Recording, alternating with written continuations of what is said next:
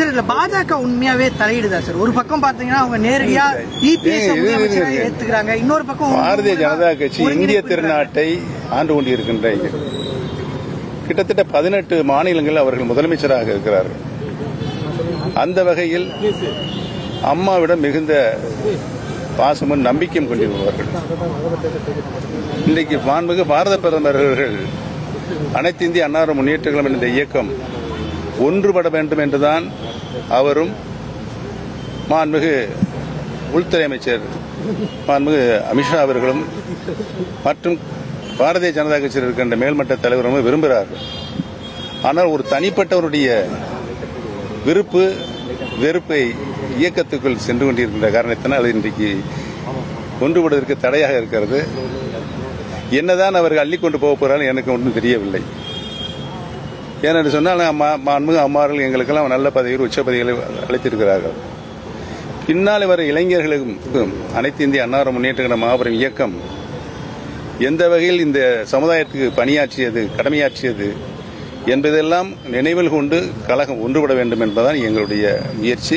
உறுதியாக நாங்கள் அதில் வெற்றி பெறுவோம். கடைசி கேள்வி, கூட்டணியிலிருந்து வெளியே வந்த பிறகும் பாஜகவினுடைய மூத்த தலைவர்கள் உங்களோடு பேசிட்டு இருக்காங்க. உறுதியாக பேசிக் கொண்டு இருக்கிறார்கள், நல்லெண்ணத்தோடு பேசிக் கொண்டு இருக்கிறார்கள். அவங்களும் இந்த ஒருங்கிணைப்பை விரும்புறாங்களா? உறுதியாக விரும்புகிறார்கள். ஏனென்றால் இந்த இயக்கம் மக்கள் இயக்கம். அதனால்கள் அனைத்து இந்திய அன்னார முன்னேற்ற கழகத்தை தமிழகத்தில் இருக்கின்ற எதிர்க்கட்சியாக இருக்கிற இன்றைக்கு ஆண்டு கொண்டிருக்கின்ற தவிர பாக்கி அனைத்து கட்சிகளும் விரும்புகின்ற இயக்கமாக இந்த இயக்கம் இருக்கிறது, இருந்திருக்கிறது.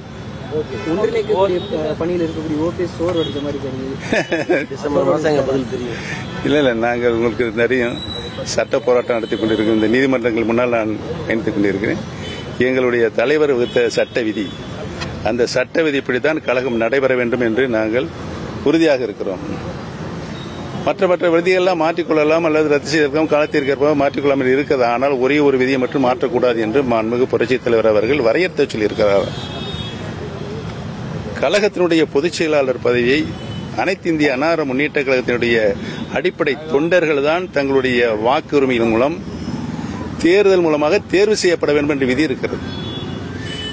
மற்ற விதிகளெல்லாம் திருத்திக் கொள்ளலாம், ரத்து செய்யலாம். ஆனால் இந்த ஒரே ஒரு விதியை மட்டும் எந்த நேரத்திலும் திருத்தம் செய்யவோ ரத்து செய்யக்கூடாது என்று இருக்கிற விதியை மாற்றி 10 மாவட்ட செயலாளர்கள் முன்மொழிய வேண்டும், 10 மாவட்ட செயலாளர் வழிமொழிய வேண்டும், பொதுச் செயலாளராக போட்டியிடுவர் 5 வருடம்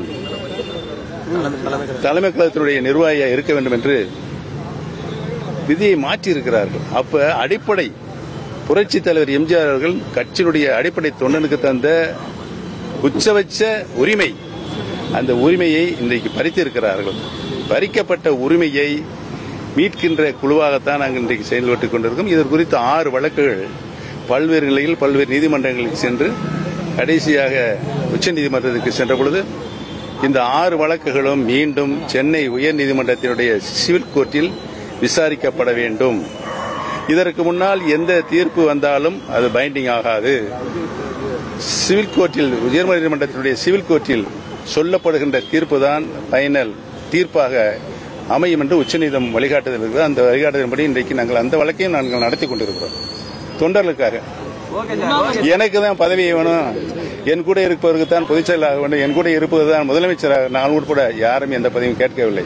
தொண்டர்களின் உரிமையை, பறிக்கப்பட்ட உரிமையை, தொண்டர்களின் உரிமையை காக்கின்ற குழுவாகத்தான் நாங்கள் செயல்பட்டுக் கொண்டிருக்கிறோம்.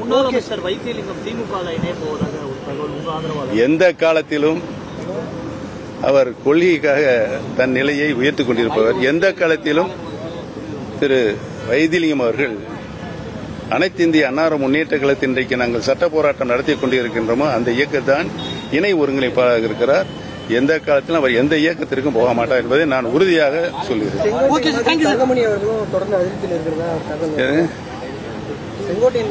அவரவர்கள் மனதில் இருப்பதை, இதயத்தில் இருப்பதை வெளியில் சொன்னால்தான் நாம் ஏதாவது கருத்து சொல்ல முடியும். நீங்கள் ஒரு யூகத்தின் அடிப்படையில் சொல்லிக் கொண்டிருக்கிறீர்கள். அனைவரும் இந்த இயக்கம் யாரால் வளர்க்கப்பட்டது, யாரால் நாங்கள்லாம் வளர்ந்தோம் என்ற நிலையில் நினைத்து பார்த்தால் இந்த இயக்கம் மாண்புமிகு அம்மா அவர்கள் சொன்னது போல பல 100 ஆண்டுகள் ஆனாலும் இந்த இயக்கம்தான் ஆட்சியில் அமரும் என்று சொன்னார்களே, அந்த எண்ணம் ஈடேற வேண்டும் என்று சொன்னால் கழகம் இணைய வேண்டும், இணைவதவரை வேறு வழியே இல்லை என்பதை தெரிவித்துக் கொள்கிறேன். கழகத்தின் ஒருங்கிணைப்பாளர் ஐயா அவர்கள்